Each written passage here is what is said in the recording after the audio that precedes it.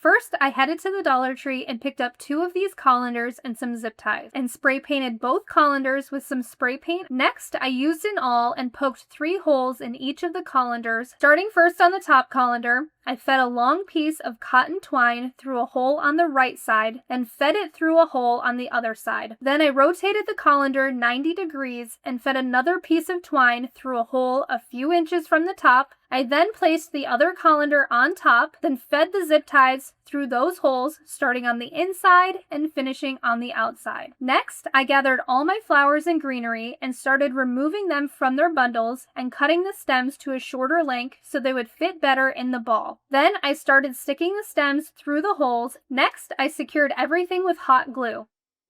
So this colander fits perfectly on the top of our container. Now we're going to take our geranium bush and we're going to cut each stem pretty close to the base. We'll just take our colander, place it on top of our urn, and all we have to do is start taking our flower stems and poking them right in.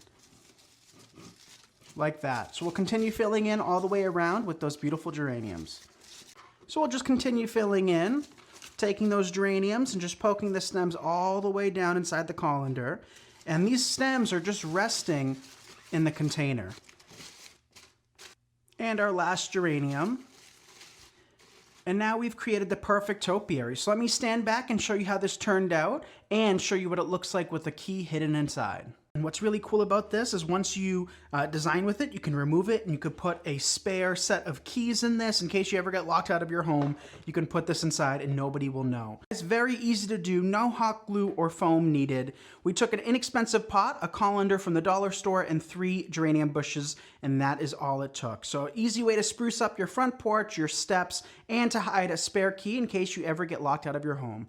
Time to break out of jail. That is, the Walmart ball jail. You also need some green reindeer moss. Start by spray painting the Walmart ball with moss green spray paint. Separate the large pieces and stretch out any chunks that are thick. With a can of general spray adhesive, spritz a small portion of the ball with the adhesive. Take a small patch of green moss and press it onto the ball in the sticky area. Press and hold for a few seconds to make sure it sticks. Continue to spray the ball and attach the green moss to the outside. Once you cover the entire ball with spray adhesive and moss, give the entire moss-covered ball an overall coat of the spray adhesive.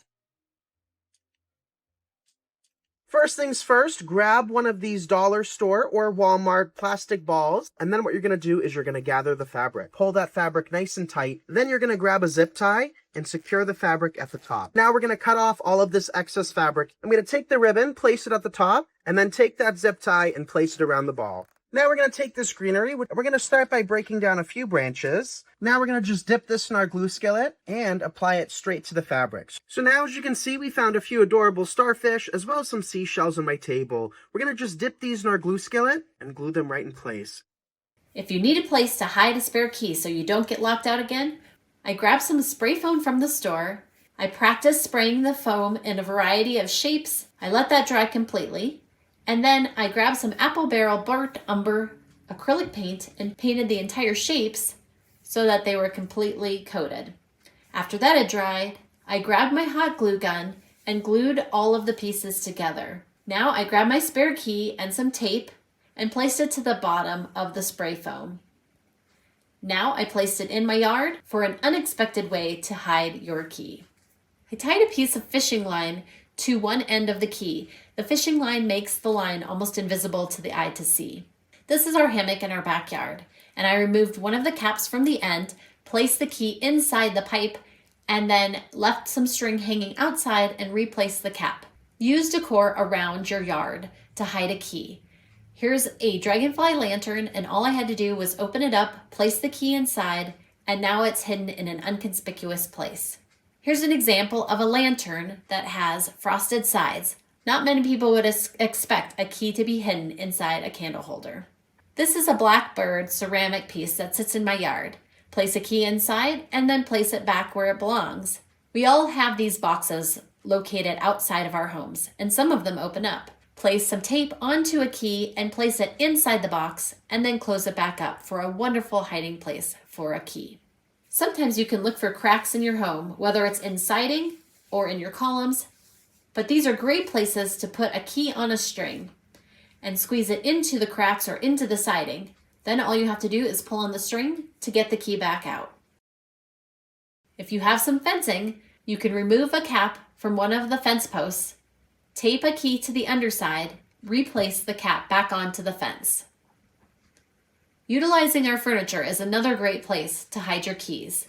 I simply took this key and placed it onto the lip underneath my table.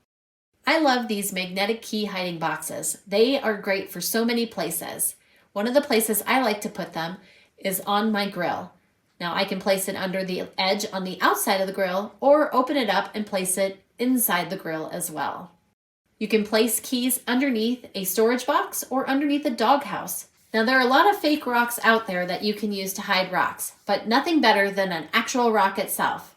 Pick up a large rock, tape a key to the bottom of it, and place it in a place, blending in with all the other rocks. Remove your artwork from the walls and place a hidden key behind them by just adding a little tape to a key and sticking it out on the backside and then hanging it back up. And I hope this inspires you to create some hidden key hacks of your own.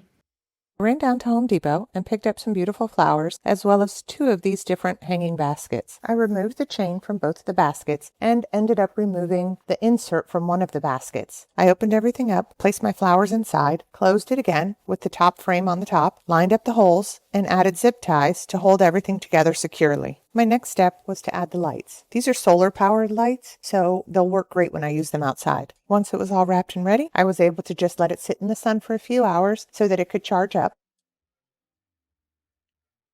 The next time you are at your local dollar store, pick up some wire garden hanging baskets. Turn one wire basket upside down and place on top of a second basket. Secure together by using 3 zip ties that are placed equidistant from each other. Take a string of LED lights, hang the battery box inside the basket globe, and connect to the top. Turn the lights on and wrap the lights evenly around the globe, both vertically and horizontally. Secure the end of the light string to the basket using a twist tie. Using a leafy garland of your choice, start to tuck and glue the different leaves to the wire basket globe. Now, remember all those chains and hooks that you removed from the baskets? Let's put them to good use. Reconnect these chains of different lengths to the hooks and tighten the hook back together using some pliers. If you have a porch swing, here is a fun way to hang the globes without drilling additional holes into your porch ceiling. Thread the stick through your porch swing ceiling hooks to create a horizontal rod. I'm going to grab me some solar lights. Next, head over to the hardware store. I'm going to grab me about 100 feet of nylon rope. First thing I got to do is blow up this dollar beach ball. Then I got to get out some Portland cement. Make sure it's not concrete, but cement. You want it actually really thin because we need to coat that rope. Now, on that beach ball, just start laying that rope. You're just going to start roping it all the way around. Once you get to the end, what you're going to do is tuck that last bit in underneath the rope. It's going to hold it in place. Then what we can do is move on to possibly adding a little bit more cement. Make sure you cover all that rope. We want it to stiffen up as best we can. Let it sit for a couple hours once we get it covered. Once it's covered, take a knife and just puncture the beach ball. Once we get it all the air out, just go ahead and pull it through one of the bigger openings between the ropes. Now, I want to clean it up. Took a little bit of a plastic fork and just clean up the edges. Don't want anything flaking off. Take a squirt bottle and start squirting all the string, and you're just going to powder it with the cement. Just keep doing that all over. What this does is make it thicker and strengthen it up. We're going to grab that dollar light again. Take out the bottom part. You're going to turn it around, put it in, and that's what's going to stick into the ground. Go ahead and put it right into the ground, right in the area you want to put it. And then you're going to take your string orb and you're going to put it right over the light, right in the middle, and lay it on down.